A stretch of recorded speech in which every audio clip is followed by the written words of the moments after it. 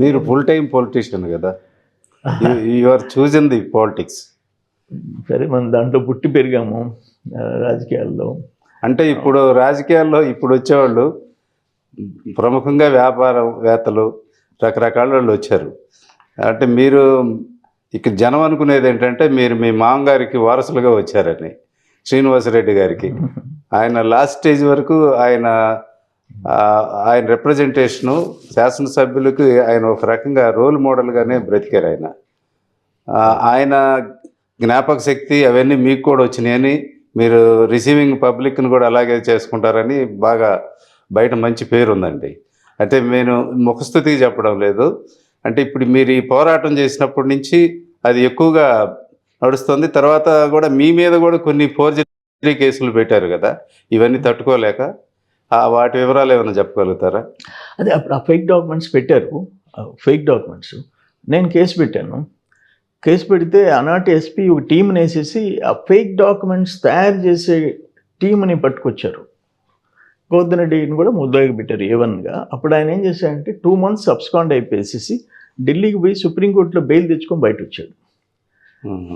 అంటే ఆయన అలవాటు అదన్నమాట.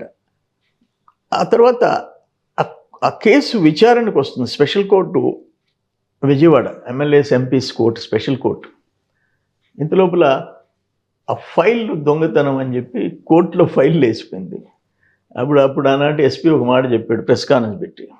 వాళ్ళంట ఐరన్ స్క్రాప్ దొంగతనం చేసేవాళ్ళంట. ఒక 2 కోర్టులో నడిచిపోతున్నారంట. కుక్క మొరిగిందంట, డాగ్ బార్కింగ్ చేసింది.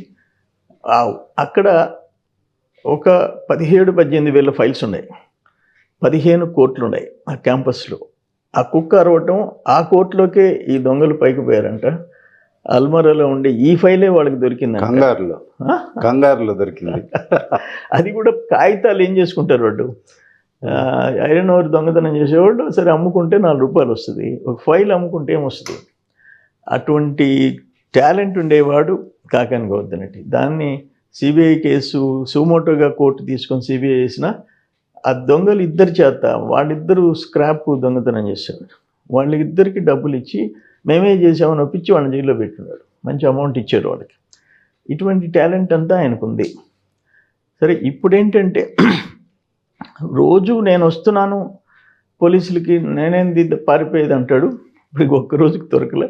ఇప్పుడు కోర్టులో, హైకోర్టులో కేసు నడుస్తూ ఉంది. సరే ఇటువంటి మేము ఎప్పుడు గతంలో ఎప్పుడు చూడలే. ఆయన టైంలో నేను ఒక మాట అంటా, నా మీద 18 కేసులు పెట్టించాడు. ఓకే, కోర్టు చుట్టూ తిప్పాడు, నేను కాదంటంలే. అన్ని తప్పుడు కేసులు. ఒక్కటి దుర్మార్గం నేను మర్చిపోలేను. నా కొడుకు మీద విజయసాయి రెడ్డిని ఇన్ఫ్లుయెన్స్ పిఎంఓలో, ఆనాటి పిఎంఓలో, ప్రైమ్ మినిస్టర్ ఆఫీస్లో ఆయన ఇన్ఫ్లుయెన్స్ ఉపయోగించి నా కొడుక్కి సూట్ కేస్ కంపెనీలు 100 కోట్లు ఉన్నాయని చెప్పి ఈడీ హైదరాబాద్కి పిలిచింది విచారణకి, ఆర్ఓసి బెంగళూరుకి పిలిచింది విచారణకి, register of companies, income tax విజయవాడకి పిలిచింది. 2-3 సంవత్సరాలు నానా ఇబ్బందులు పడ్డాడు వాడు. అల్టిమేట్గా మా దగ్గర ఏముంది, ఉన్న ఆస్తులు అమ్ముకున్నాం, పవర్ ప్రాజెక్ట్ అమ్ముకున్నాం, సినిమా హాల్ అమ్ముకున్నాం, సిటీలో ఉండే భూములు అమ్ముకున్నాం, నడి రోడ్లో ఉండే సినిమాలు అమ్ముకున్నాం. వాళ్ళే చూసి అయ్యో పాపం అసలు ఎంత ఎట్టబెడతారు కేసు అని 2 క్లియర్ చేశారు. ఈడీ ఇంతవరకు క్లియర్ చేయలే. ఎన్ఫోర్స్మెంట్ డైరెక్టర్ అదేమంటే ప్రైమ్ మినిస్టర్ ఆఫీస్ నుంచి వచ్చింది, మేము చాలా డీప్గా ఎంక్వైరీ చేసుకో, ఒక పని చేయమనండి వాళ్ళని. మా ఫాదర్ 83లో చనిపోయినాడు, ఆయన చనిపోయేటప్పటికి మాకుండే ఆస్తులు మాకు ఇవ్వనండి, ఇంకేం పడలే, ఒప్పుకుంటాం, గొడవ ఏముంటే వాళ్ళని తీసుకోమనండి. అటువంటి పరిస్థితులు గతంలో ఎప్పుడు మేము చూడలే. ఆనం, యాంటీ ఆనం, శ్రీనివాస్ మల్లు యాంటీ ఆనం 16 నియోజకవర్గాలు. ప్రతి ఒక్కరూ సాయంత్రం అయితే మా ఫాదర్ దగ్గర కూర్చునేవాళ్ళు అందరూ.